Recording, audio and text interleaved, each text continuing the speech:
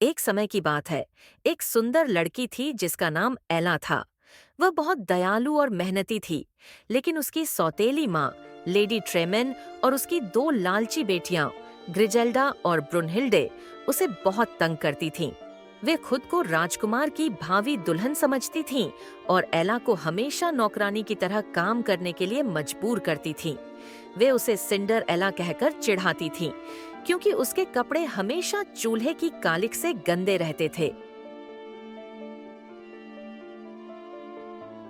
एक दिन महल से एक शाही घोषणा आई।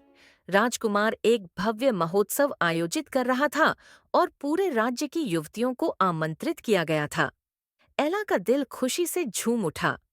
क्या मैं भी जा सकती हूँ? उसने अपनी सौतेली माँ से पूछा। लेडी ट्रेमेन ने एक झूठी मुस्कान के साथ कहा, अगर तुम सारा काम खत्म कर लो और कोई सुंदर पोशाक ढूंढ लो तो क्यों नहीं? लेकिन उसका असली इरादा एला को रोकने का था। एला ने पूरी मेहनत से काम किया और अपनी माँ की पुरानी पोशाक को संवार कर पहन लिया। लेकिन जब उसकी सौतेली बहनों ने उसे तैयार देखा तो उन्हें जलन होने लगी। उन्होंने उसकी पोशाक फाड़ दी और हंसते हुए उसे अकेला छोड़ दिया। एला बगीचे में बैठकर रोने लगी। तभी एक चमकदार रोशनी के साथ एक परी प्रकट हुई। मत रो मेरी प्यारी, उसने मुस्कुराते हुए कहा। मैं तुम्हारी परी गॉड मदर हूँ और मैं तुम्हारी मदद करने आई हूँ। परी ने अपनी जादुई छड़ी घुमाई और धड़ाम, एक कद्दू एक सुनहरी गाड़ी में बदल गया। छोटे चूहे सफेद घोड़ों में, एक छिपकली नौकर में और एक हंस कोचमैन में बदल गया। फिर उसने एला के फटे कपड़ों को एक चमचमाते गाउन में बदल दिया और उसके पैरों में कांच की नाजुक चप्पलें डाल दी। लेकिन याद रखना मेरी बच्ची, परी गॉड मदर ने चेतावनी दी, जादू सिर्फ आधी रात तक चलेगा। जैसे ही घड़ी 12 बजाएगी सब कुछ पहले जैसा हो जाएगा। एला महल पहुंची और जैसे ही वह अंदर आई सबकी आंखें उसकी ओर घूम गईं।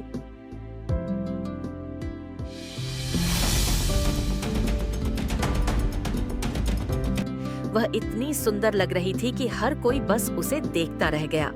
राजकुमार भी उसकी ओर खींचा चला आया। क्या मैं आपके साथ एक नृत्य कर सकता हूँ? राजकुमार ने मुस्कुराकर पूछा।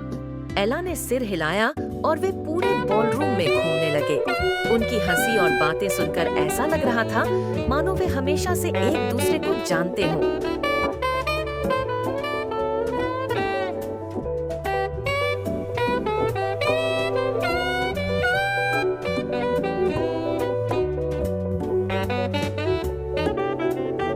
लेकिन तभी डोंग, घड़ी ने 12 बजने की पहली घंटी बजाई। एला को परी गॉड मदर की बात याद आई। मुझे जाना होगा। वह घबराई। वह तेजी से सीढ़ियों की ओर दौड़ी।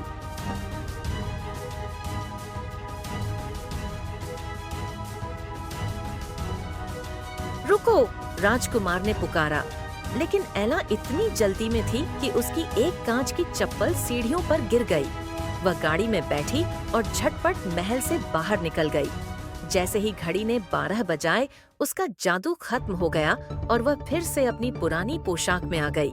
राजकुमार ने अगली सुबह पूरे राज्य में ऐलान करवाया कि वह उसी लड़की से शादी करेगा जिसकी यह कांच की चप्पल फिट होगी।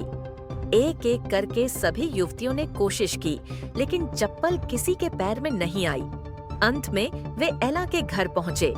लेडी ट्रेमेन ने उसे छिपाने की कोशिश की, लेकिन एला ने हिम्मत जुटाई और कहा, क्या मैं कोशिश कर सकती हूँ? सभी लोग हंसने लगे।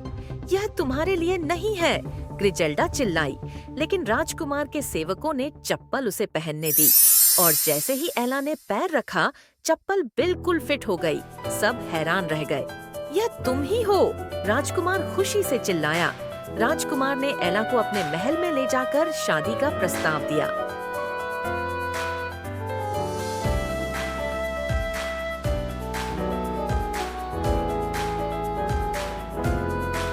परी गॉड मदर की आशीर्वाद से वे दोनों खुशी खुशी रहने लगे और एला, वह अब सिर्फ एक नौकरानी नहीं थी, वह राज्य की सबसे प्यारी राजकुमारी बन गई थी। और इस तरह दयालुता और सच्चे दिल की जीत हुई।